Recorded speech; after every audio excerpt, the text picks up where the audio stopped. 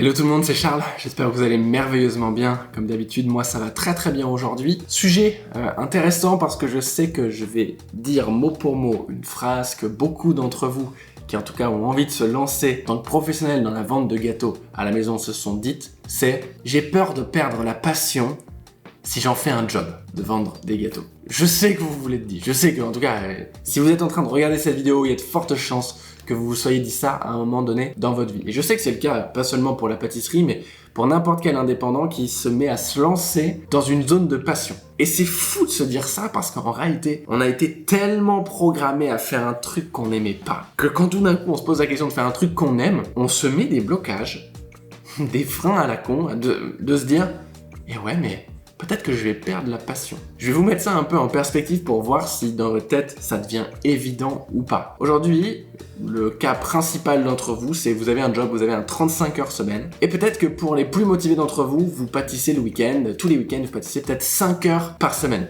35 heures d'un job qui, a priori, si vous êtes là, vous plaît pas. Faut être honnête, vous plaît moyennement, sinon vous serez pas en train de vous dire comment je peux vivre de la pâtisserie. Et 5 heures de passion, c'est-à-dire de pâtisserie où vous vous éclatez. Et vous vous dites, mais si je passais ces 5 heures de kiff en 35 heures d'activité professionnelle de pâtisserie, peut-être que mon niveau de passion baisserait un petit peu.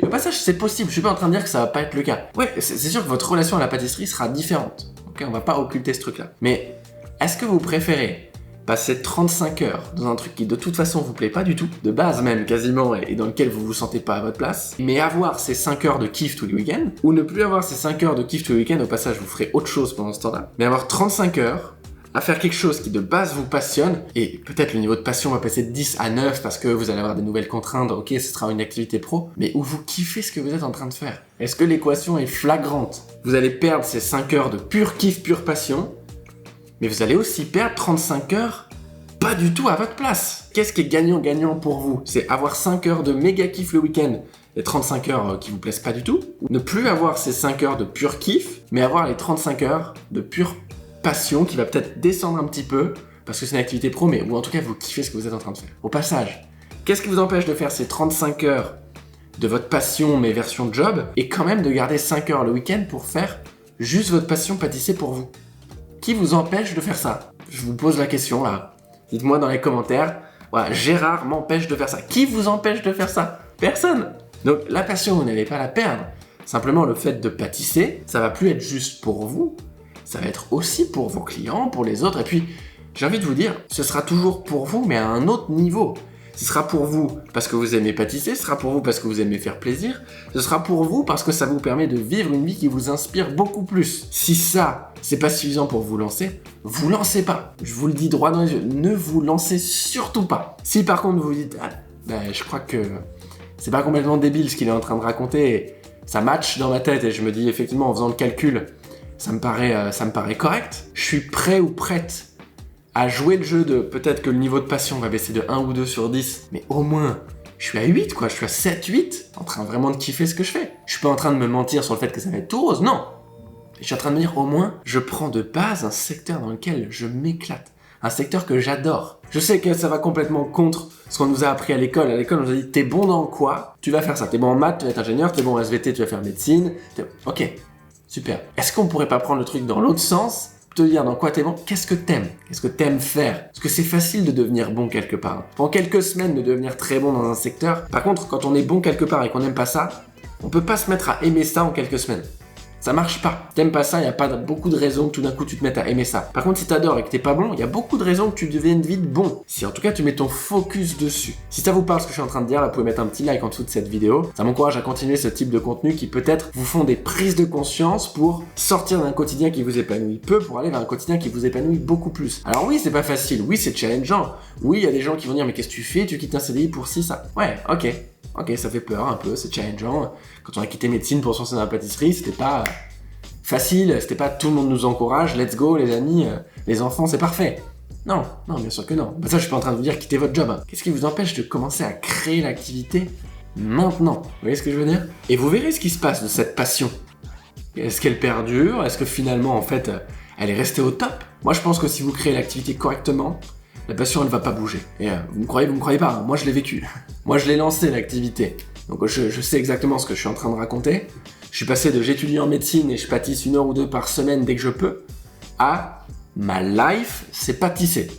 Du jour au lendemain. Est-ce que vous croyez que réellement j'ai perdu la passion? Non, j'ai pas perdu la passion. Par contre, pour entretenir le même niveau de passion, il faut plus que je fasse les mêmes choses qu'à l'époque. Il faut que j'aille dans beaucoup plus de niveau de détail, de créativité de mes gâteaux. Il faut que j'aille me mettre beaucoup de challenge sur qu'est-ce que j'apporte aux gens à travers la pâtisserie. Et en soi, j'aime autant la pâtisserie qu'avant.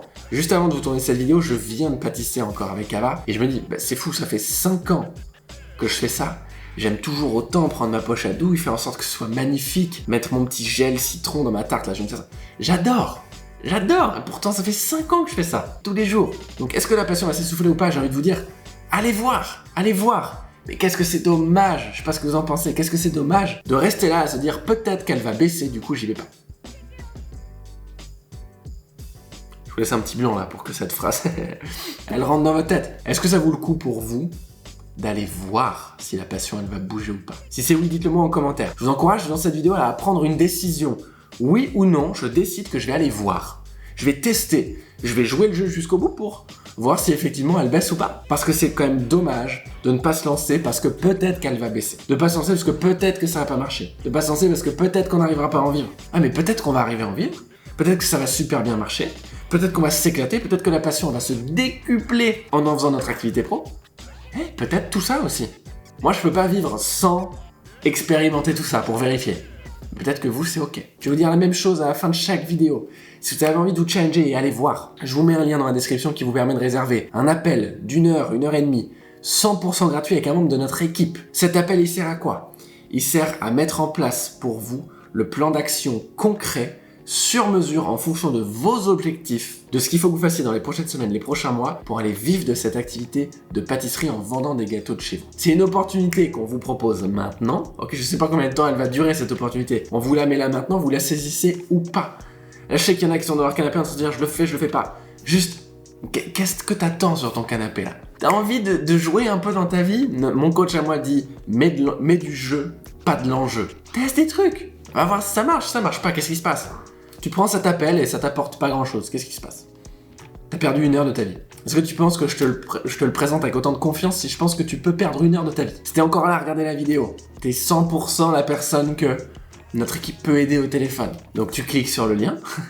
Tu vas traverser un petit questionnaire dans un premier temps qui nous permet, nous, de notre côté, de préparer au mieux le call qu'on va avoir ensemble. Et ensuite, tu vas pouvoir choisir, en fonction des disponibilités de notre équipe, un créneau qui te convient. Il y a de fortes chances qu'au moment où tu regardes, il n'y ait plus de créneaux disponibles parce que l'agenda n'est pas extensible et notre équipe dort de temps en temps. Si c'est le cas, tu nous envoies un mail à contact@charlieva.com pour organiser un rendez-vous à la main et qu'on puisse s'organiser dans nos plannings pour te dégager du temps. Si cette vidéo t'a plu, t'a apporté de la valeur sur est-ce qu'il faut que je me lance quand j'ai cette peur que le fait de rendre ça professionnel me fasse perdre ma passion? Si ce type de contenu te plaît, je t'encourage à mettre un petit pouce en bas de cette vidéo. Moi, ça m'apporte beaucoup de satisfaction dans le fait que je sens que je t'ai aidé. Donc je serais très heureux de continuer d'ailleurs au passage de te faire pas mal de contenu sur cette thématique. Mets-moi dans les commentaires le type de vidéo que tu aimerais voir sur cette chaîne, le type de thématique abordée pour que je puisse créer tout simplement des contenus sur mesure en fonction de tes besoins. Moi je te dis à très bientôt, ne quitte pas sans t'être abonné et avoir appuyé sur la petite cloche parce qu'il va y avoir beaucoup de nouvelles vidéos. J'ai pas envie que tu loupes le contenu, donc si toi non plus t'as pas envie, appuie bien sur la petite cloche et abonne-toi à la chaîne. C'est trop dommage de regarder tout ce contenu et de pas s'abonner, ça nous soutient énormément avec Ava. Sur ce, je te dis